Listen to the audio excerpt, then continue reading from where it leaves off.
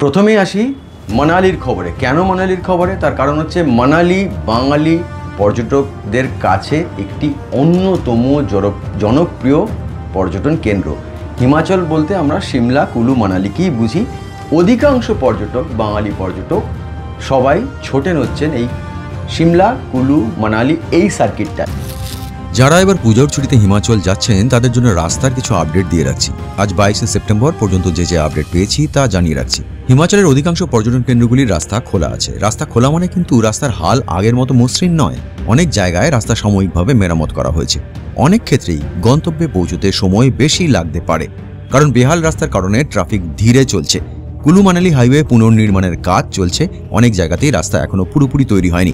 এবড়ো খেবড়ো রাস্তা দিয়ে গাড়ি চলাচল করছে। মানালিতে এখনো সেভাবে ভিড় নেই। দিল্লি বা চণ্ডীগড় থেকে সরাসরি ভলভো বাস সার্ভিস এখনো চালু হয়নি। মান্ডি পর্যন্ত চলছে, তারপর HRTCর বাস বা গাড়ি ধরে মানালি যেতে পারেন। এছাড়াও হিমাচলের অন্যান্য জায়গার রাস্তার কি অবস্থা তাও জানিয়ে রাখছি। সিমলা থেকে মানালির রাস্তা খোলা। মানালি থেকে কেলং যাওয়া যাচ্ছে। মানালি থেকে নাগর কুলু রোড খোলা আছে। কাসোল ও মণিকরণের রাস্তায় কাজ চলছে। পার্বতী ভ্যালি, পার্লে এড়িয়ে চলুন। কিন্নর, কৈলাসের কল্পা, সারাহান, সাংলা, ছিটকুল যাওয়া যাচ্ছে। লাহুল স্পিতির রাস্তা খোলা আছে। মানালি থেকে বারলাচা লে যাওয়ার রাস্তা খোলা রয়েছে। মানালি ও জিসপা জাস্কার রোড খোলা রয়েছে। মানালির টাটকা ছবি ও হিমাচলের রোড কন্ডিশনের বর্তমান পরিস্থিতি জানতে পুরো প্রতিবেদনটি দেখতে পারেন। লিংক নিচে দিয়ে রাখলাম।